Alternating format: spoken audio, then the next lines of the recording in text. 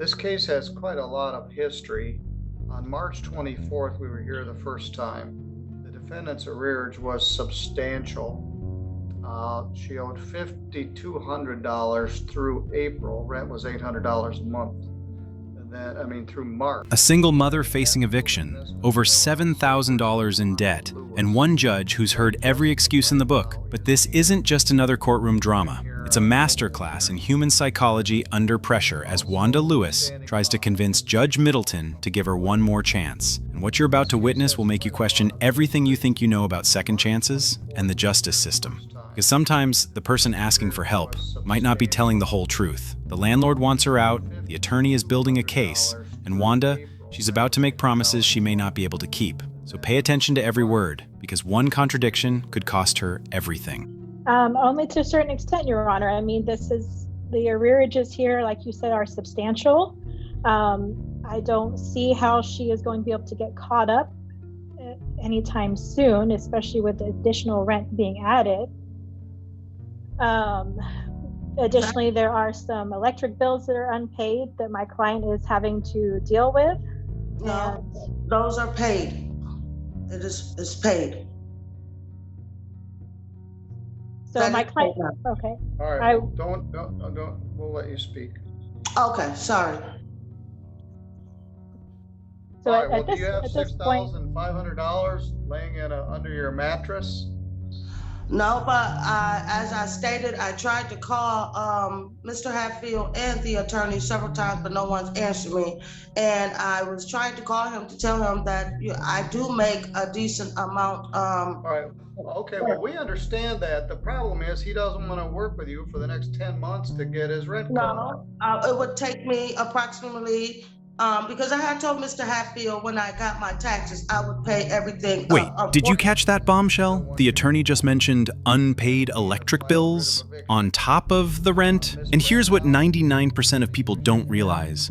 When the landlord's attorney brings up utilities in an eviction case, they're building what's called a pattern of irresponsibility argument. It's a legal strategy that goes way beyond just unpaid rent. They're painting Wanda as someone who can't manage basic responsibilities. And notice how Attorney Brando delivered that information. Calm, factual, devastating. She's not emotional about it because the facts speak for themselves. And this is chess, not checkers. Fortunately, my taxes were messed up, and so I had to do an amendment, and my taxes at that time was $10,542, so I had no problem paying everything up until I started working. But however, I have no problem with at least paying Mr. Hatfield $1,000 a week.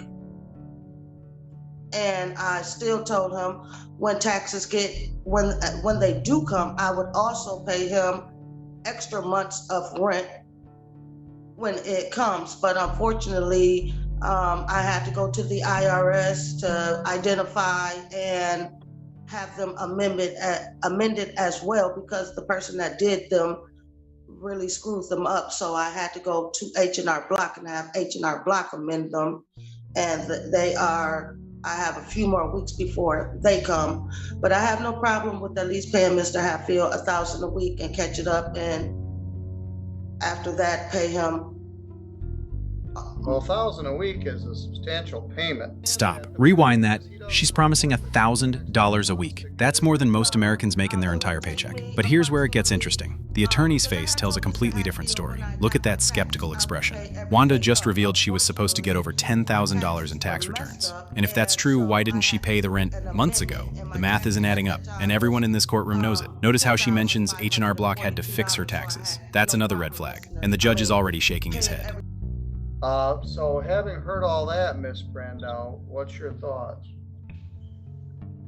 I would think that my client would want to see proof of Miss Lewis's employment and proof of what she is making before he would make a decision on that. He may be willing to work with her, but again, we would need some paperwork to show, because so far he has not received. Do you want me to enter the writ of eviction, or are you willing to have me reset this? I think our preference would be to have the writ of eviction available, Your Honor. But if we need to reset it, we could work with that as well. Well, I could enter the writ. You're entitled to it. But if she's going to do this, I agree.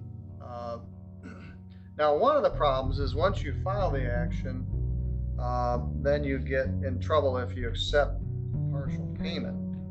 But I will allow the defendant to make any payment without precluding the plaintiff's ability to proceed. This isn't a termination of tenancy, it's a non-payment of rent case. The judge is trying to be fair here, but watch the attorney's body language carefully. She's not buying any of this. And here's why court insiders know this case is already over. When lawyers start asking for proof of employment and documentation, they're not trying to work with you. They're building an evidentiary record for the eviction. Attorney Brando just said something crucial. He has tried to work with her in the past, and that's legal speak for she's already broken promises before. This isn't the first time. And the psychological pressure is building because documented broken promises are gold in eviction court. You told me a month ago. When did you start at Ox? Monday. Last Monday? No, I did orientation and all that, which we get paid for, but my actual start date is going to be Monday. I've been in there back and forth this week doing orientation that we get paid for, etc. But my actual... You told me that back on March 24th. No, on March 24th, I never told you Ox because I was supposed to go to... No, yes, you did. I wrote it down and we can watch it. You told me you were the same thing. You were going through orientation. You were going to start on Monday. That's what you told me on March. At Ox Paper Mill? I just did a... Yeah. You had temporary at Pfizer and you were going to start at Ox. Oh, yes, the one in White Pigeon, but they did not call me back. But the one in Constantine, I've done my orientation and drug testing after my surgery, and that I definitely start there Monday. Well, I have some reservations as well, Miss Brandau. If this isn't going to work, Miss Lewis, I'm inclined to enter the writ of eviction on the 15th of March. I don't have a problem with paying them $1,000. This is where everything falls apart completely. The judge just caught Wanda in what might be the most devastating lie I've ever seen in court. She told him the exact same story about starting work at Ox Paper Mill on Monday, 32 days ago. And Judge Middleton doesn't just remember this. He wrote it down. That's why experienced judges take notes. They know people lie, and they document everything. Watch his face as he realizes she's feeding him the exact same fabrication. And when he says we could watch it, he's threatening to play back the March video footage. That's not a bluff, and her credibility just evaporated. 32 days Yes, the later, one in White Pigeon. Yes, the one in White Pigeon did tell me that I would have a position out there. You told me you had gone through orientation and you were going to start on Monday, which is the exact same thing you just told me just now. I don't. At Paper Mill? That's what I wrote. All right. No. All right, I guess it's time to put up or prepare to move out.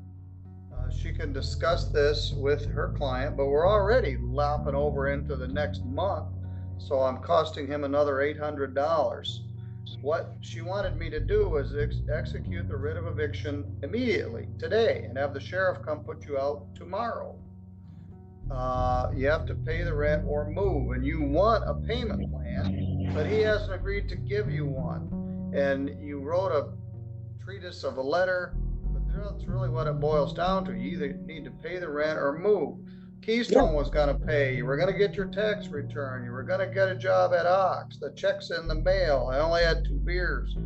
He doesn't believe your rep. What the judge just said is absolutely savage. The check's in the mail. I only had 2 beers. Those are the 2 most famous lies in American culture. And every judge knows these phrases represent classic excuses people give when they're caught. He just compared Wanda's promises to the most cliched lies in history. And this is judicial brutality at its finest. But here's what's really happening. He's protecting himself, legally, by listing all her broken promises on the record. He's documenting that he gave her multiple chances, and when this gets reviewed, the transcript will show he was more than fair. This judge just delivered a masterclass. Miss Brandau, he probably won't be very happy about this, but let's see where we are in 10 days. And plus, he has to pay his lawyer every time to be here. you show up for free, he's got to pay her to come represent his interest. And so it's costing him legal fees and additional rent. So you should have prepared to tender a large sum of money by May 15th, or he may just request the writ. All right, we'll kick the Your Honor, can can I down have that date again for the continuation? May 15th at 1:15. Great, thank you. I do just want to make you aware as well, I am actually expecting a baby on May 19th. Oh. So if anything is to happen in that time frame, I will have an attorney substitute for me. All right, well, best of luck. All right, thank you. Thank All right. you. 10 days. That's all she gets before facing homelessness. Over $7,000 or eviction, those are her only options now. But here's the question that's going to destroy the comments section. Was Judge Middleton right to give her one final chance? Or should he have signed that eviction order immediately? On one hand, she's a single mother who needs help. On the other hand, she's lied repeatedly and cost her landlord thousands. Some will say the judge was compassionate. Others will say he was enabling bad behavior. There's no easy answer here. What would you have done? The comments are going to be brutal.